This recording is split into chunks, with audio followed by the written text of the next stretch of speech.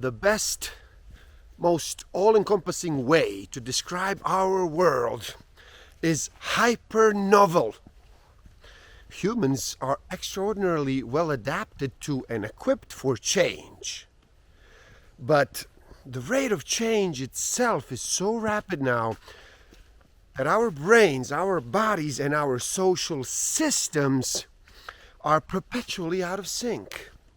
64,000 is the median number of words per book. Average person reads about 200 words per minute. Simple math will tell us that is one book in 320 minutes. To accomplish this in 7 days, numbers say you would have to read for 45 minutes a day.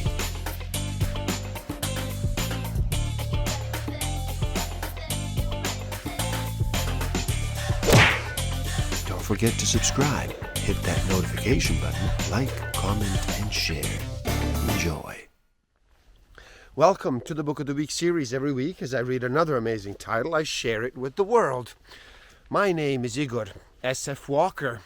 Today, we look at A Hunter-Gatherer's Guide to the 21st Century, Evolution and the Challenges of Modern Life, by 𝐒𝐻𝐿 and Bret Weinstein. So how about you slow down and relax? Reduce all that noise for just a bit. Make that choice and decide to listen. In this video, we look at straightforward principles and guidance for confronting our culture of hyper-novelty. A bold, provocative history of our species finds the roots of civilization's success and failure in our evolutionary biology. Stick around till the end. I will share with you some tools I do have and use that will help you tremendously in this game of life. Discover a way to find out what actually motivates you, what innate human need is driving all of your decisions and your behavior. I will share some tools to improve your self-awareness, social awareness, self-management, and relationship management. At no other time in history has it been possible to think that you are a local, but to be so lacking the deep knowledge of a place that keeps you safe during rare events. We moderns struggle to grasp this gap in our knowledge for many reasons. For starters, we no longer rely on tight-knit communities or a deep understanding of local terrain like humans did until recently. Given how easy it is to move from a place to a place to a place with relative ease, many people tend not to stay in one locale for long at all. The facts of our individualistic lifestyles and our transience tend never to strike us as odd, simply because we've neither seen nor can we imagine an alternative to the world we live in right now. A world where abundance and choice are ubiquitous. We rely on global systems too complex to understand, and everyone feels safe until they don't. And the truth is, safety too often proves to be a facade. The problems we face today are both more complex and more simple than experts make them seem. Over the past few hundred years, developments in technology, in medicine, in education, and so much more have accelerated the rate at which we are exposed to change in our environments, including our geographic, our social, and our interpersonal environments.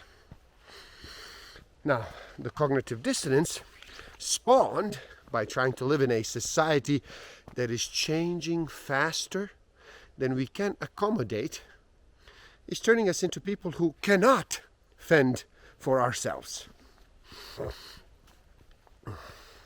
You see, science is a method that oscillates between induction and deduction. We observe patterns, propose explanations, and we test them to see how well they predict things we do not yet know.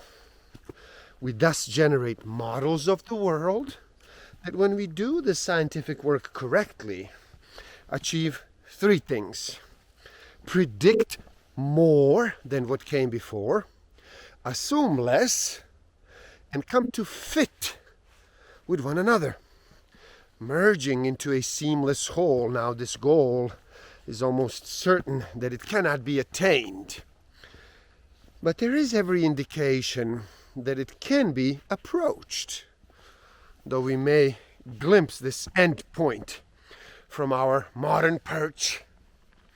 We are long way from reaching the limits of what can be known. First principles are those assumptions that cannot be deduced from any other assumption. They are foundational, like axioms in mathematics. And so, thinking from first principles is a powerful mechanism for deducing truth and a worthy goal if you are interested in fact over fiction. Our species' pace of change now outstrips our ability to adapt.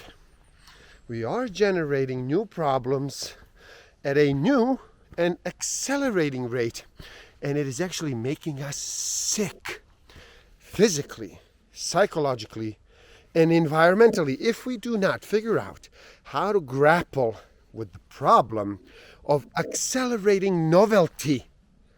Humanity will perish, a victim of its own success.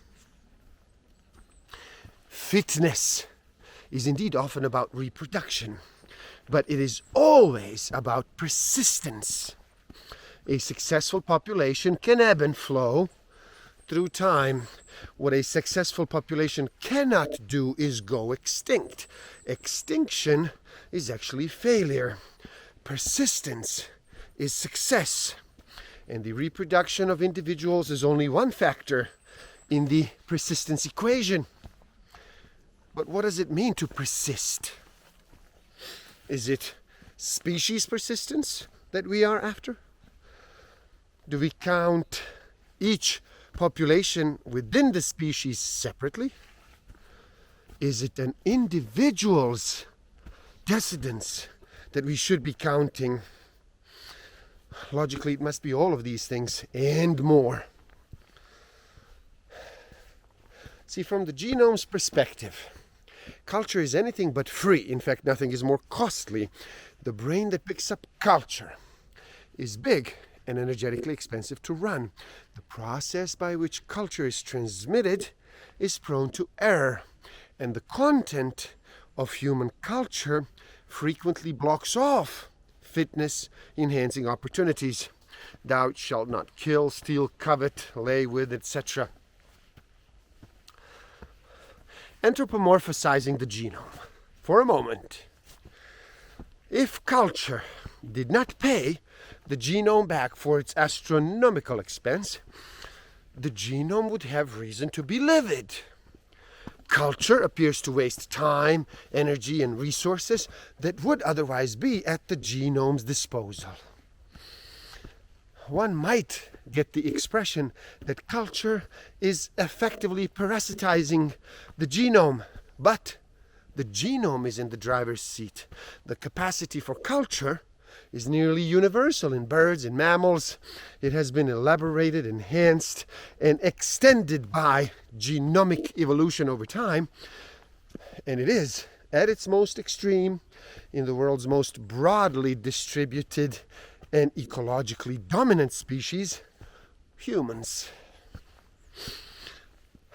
These facts tell us that whatever culture does, it is not coming to a cost to a genetic fitness. Rather, it enhances fitness in dramatic ways. The omega principle, epigenetic regulators, such as culture, are superior to genes in that they are more flexible and can adopt and adapt more rapidly. Epigenetic regulators, such as culture, evolve to serve the genome. One clear trend in humans is this. As early humans collaborated ever more with one another to gain control over their environment, their biggest competitors soon became each other. We gain ecological dominance through collaboration, which then set us onto focusing to competing with others of our kind. We cooperate to compete, and our intergroup competition became even more elaborate, direct, and continuous until finally becoming merely ubiquitous in modern times. Become skeptical of novel solution to ancient problems, especially when that novelty will be difficult to reverse if you do change your mind later. New and audacious technologies, from experimental surgery to the cessation of human development using hormones to nuclear fission, may be wonderful and also risk-free, but chances are there are hidden and not so hidden costs. Recognize the logic of trade-offs and learn how to work with them.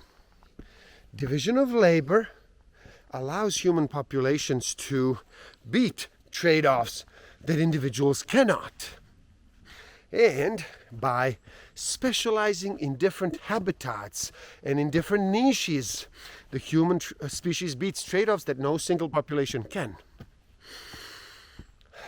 Become someone who recognizes patterns about yourself.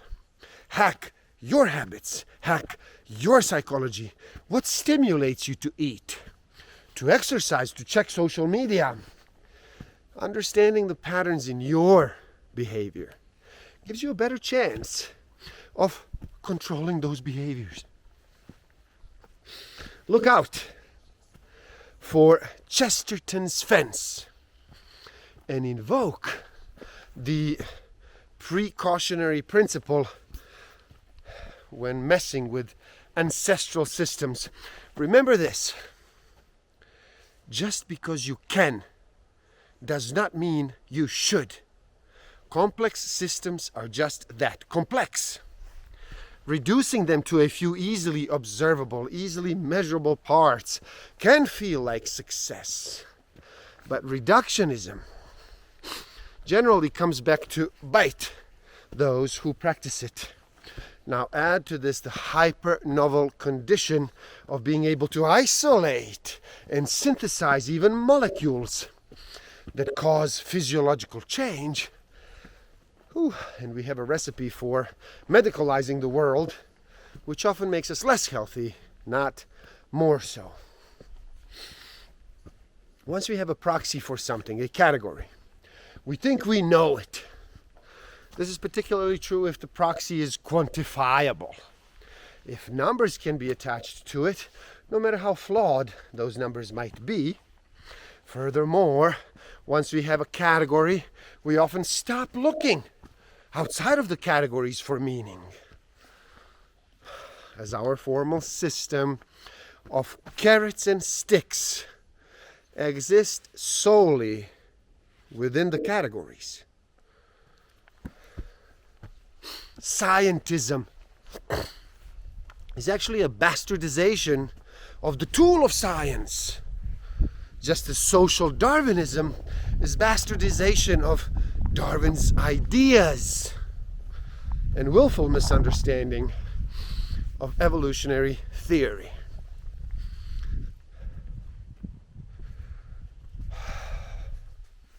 The mistake of scientism is compounded by the mistake of imagining that we are simply machines with fixed rules and codes rather than people. This is the engineer's approach to what humans are, as opposed to biologists, for example. And it vastly underappreciates how complex and how variable we truly are. See, everyone is susceptible to this error. We look for metrics And once we find one that is both measurable and somewhat relevant to the system we are trying to affect, we then mistake it for the relevant metric. Calories became the metric to keep track of with regard to food, especially for those trying to lose weight, even though calories from carbohydrates, calories from protein, calories from fat, and calories from alcohol have all different effects in the body. We are constantly seduced by reductionist thinking, led astray by the fantasy of simplicity where the truth is complex. Reductionism, particularly with respect to our bodies and our minds, is actually harming us, sometimes even killing us. From fluoridated drinking water to antifungals in shelf-stable food, from sunscreen to overuse of antibiotics, over and over we make the same kinds of mistake. We combine reductionism with the tendency to overgeneralize in a hyper-novel world where quick but expensive and potentially dangerous fixes are common, and we have explained some of the major errors of modern health and modern medicine, for example. Muting pain with medication interferes with the feedback system in our bodies, making it much harder for us to know what we should or should not do.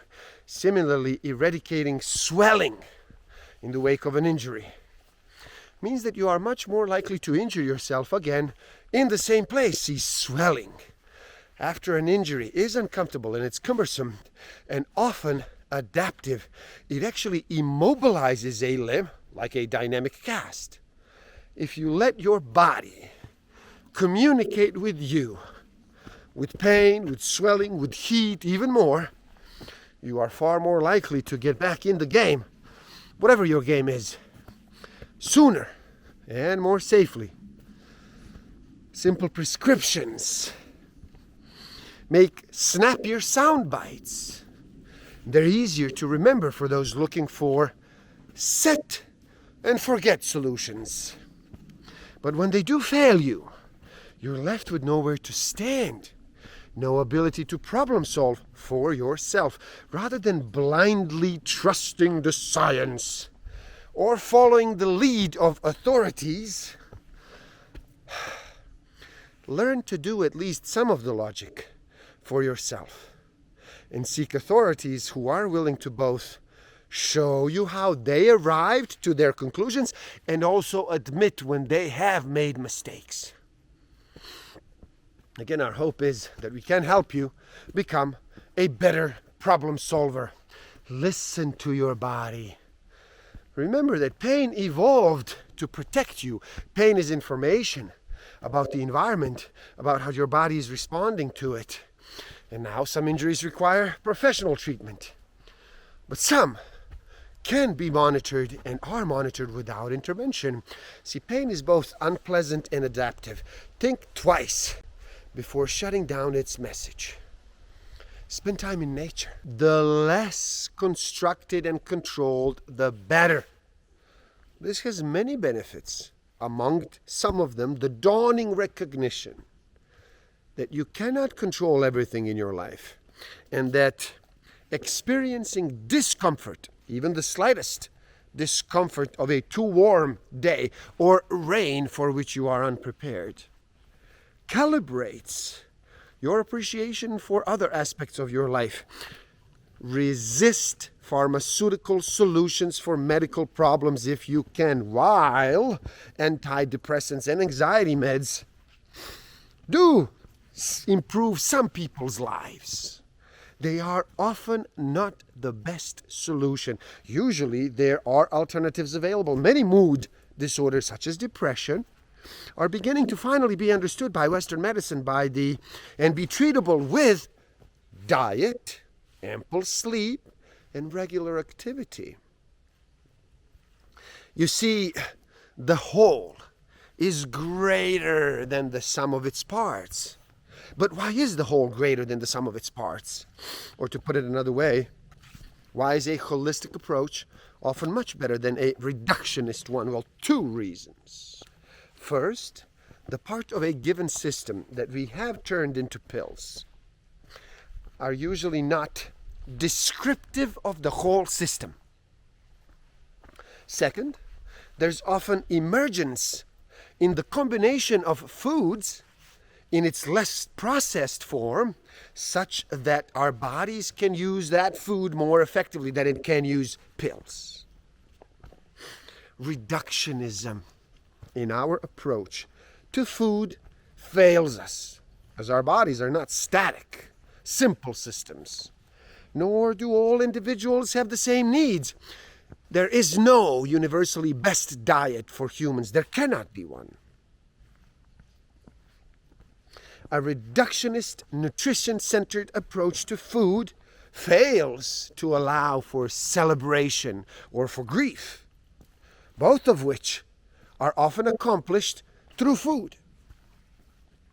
It fails to recognize and to remember cultural traditions and to consider flavors that have come together through serendipity and through experimentation.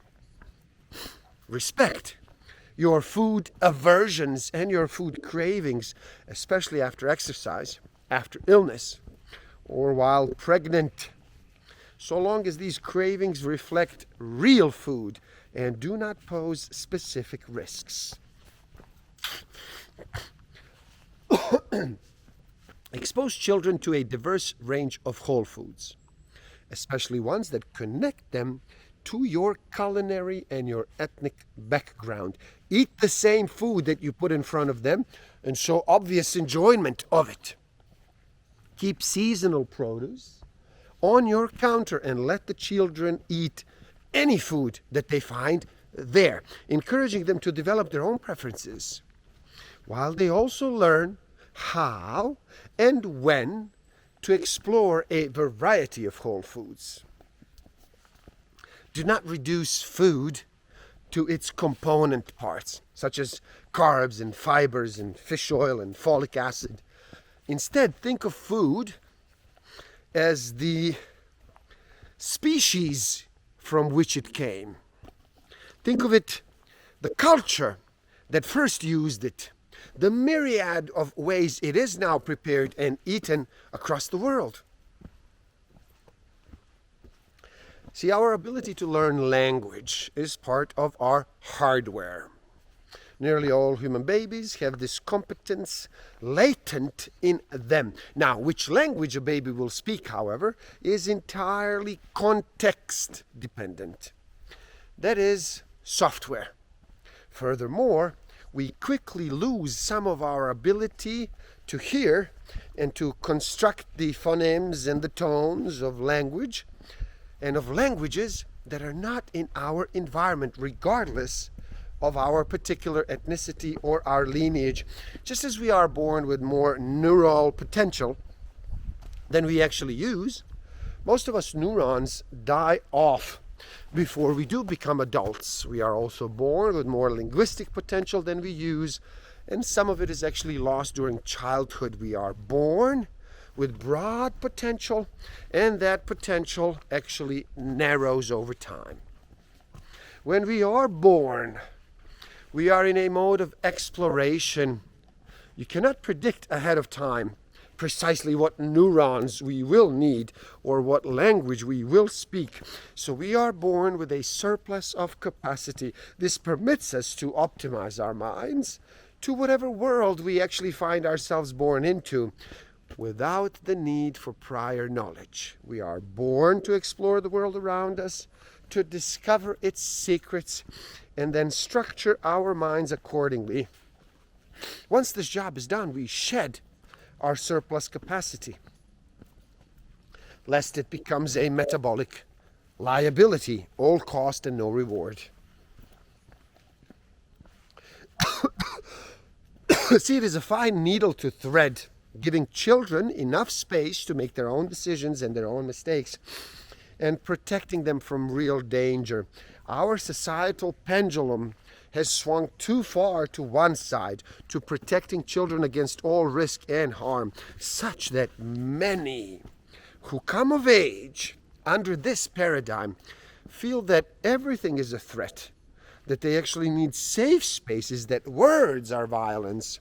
By comparison, children with exposure to diverse experiences, physical, psychological, and intellectual, learn what is possible and become more expansive. It is imperative that children experience discomfort in each of these realms, physical, psychological, and intellectual. Absent that, they end up full grown but totally confused about what harm actually is. They end up children in the bodies of adults. See, children will self-program if we let them. Just because a parent knows that he adores his child and would let harm come to himself in order to protect the child does not mean that this is known by the child. The tiny larval forms cannot know that just yet. The only inputs a baby can take in: when I communicate my needs, are they met? Do I have evidence that my parents are present when I do call? Static rules do not work with children. Rules have to be nimble, able to change as the child matures, and responsive to both the needs and the tactics of the child. Encourage active engagement with the physical world. Do this mostly by modeling it, but also by making opportunities and to some extent toys that make it easy and fun and available. Allow mistakes.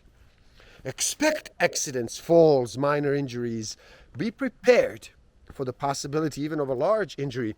Remember that people do not learn exclusively from being told what others have learned, especially physical treats. They have to have the close calls themselves.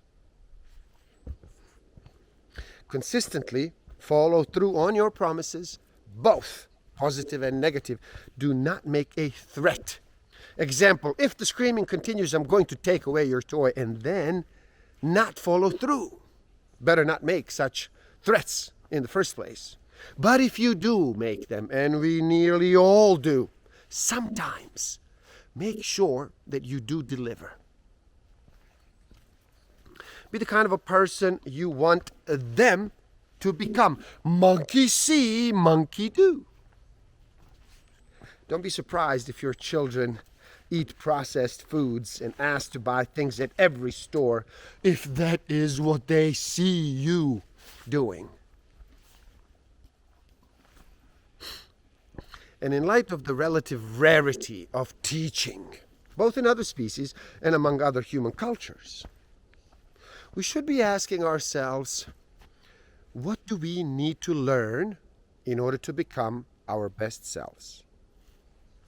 And of those things that we do need to learn, which of them need to be taught?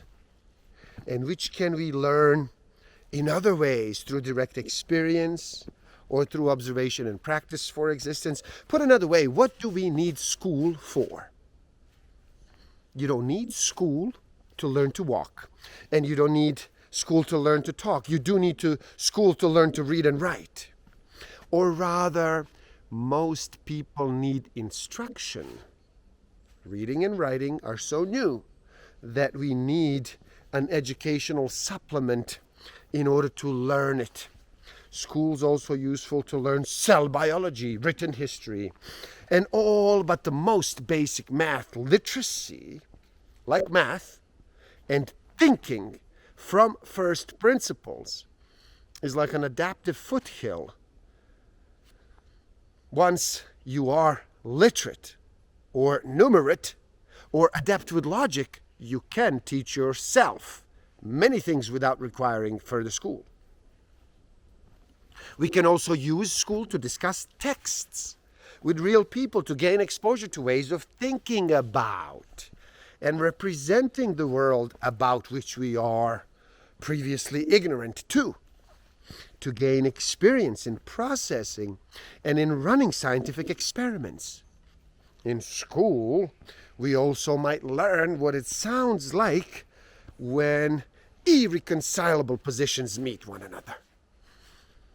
This allows an insightful person to go on to do the same thing with themselves, hold two irreconcilable positions in their head all at once.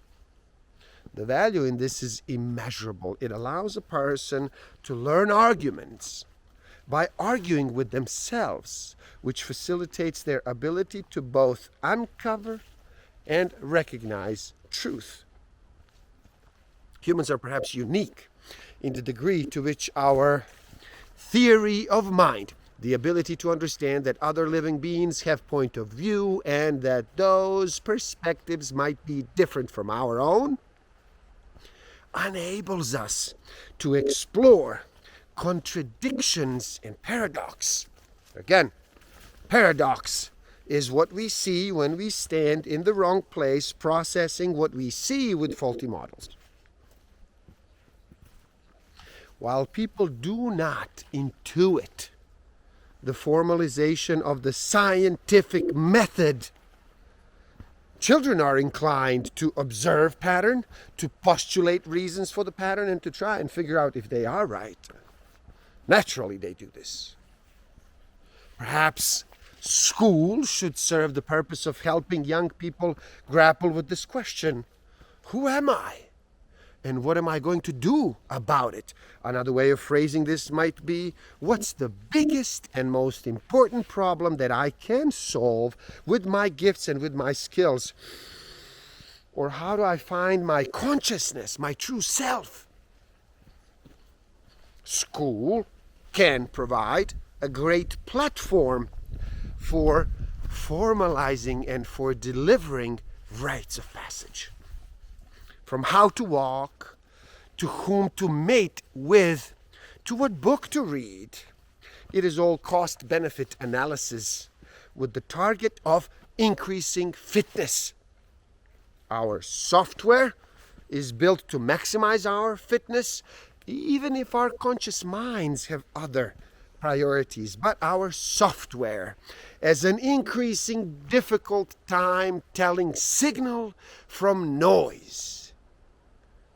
Because our map of what enhances fitness in the ancestral world does not prepare us well for the modern world. Become aware of the constant flow of information telling you what to think, how to feel, how to act. Do not let it into your mind. Do not let it steer you. Your internal reward structure needs to be independent and ungameable. That independence, in truth, should allow you to collaborate well with others who are similarly independent. Be wary of those who may well be nice, but who are captured. Always be learning. Look for collaborations. Play at competition and be prepared to stop playing if things get real. Be skeptical, if not suspicious, of any novel prescription for which the rationale is unstated or thin on reflection.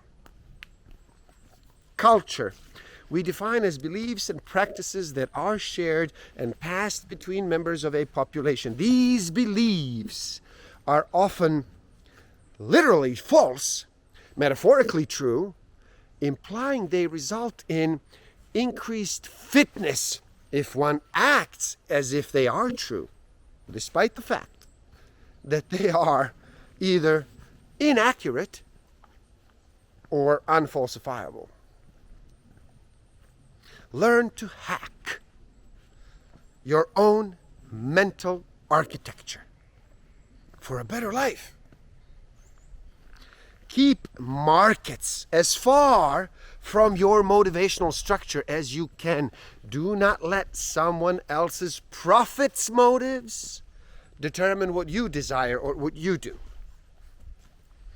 The importance of understanding human software is actually urgent. The problem we face is the product of evolutionary dynamics. All plausible solutions involve awareness of those dynamics. The problem is evolutionary. So is the solution. And there you have it. A hunter-gatherer's guide to the 21st century. Now, please do help out. It is easy. Simply like this video so more people can enjoy it. Share it too and spread the word. Do leave a comment and do share your thoughts. Subscribe to my channel. Stay up to date. And the link to this book is in the description below. So buy it, read, never stop learning, especially learning about yourself and nature. So gift yourself by taking the free human needs test on my website and find out what actually motivates you, what innate human need is driving all of your decisions and your behavior. And if you feel you are ready to improve your self-awareness, your social awareness, your self-management, and your relationship management even further, do check out my Master of Life Awareness program. The links are in the description below. Thank you. Love and respect.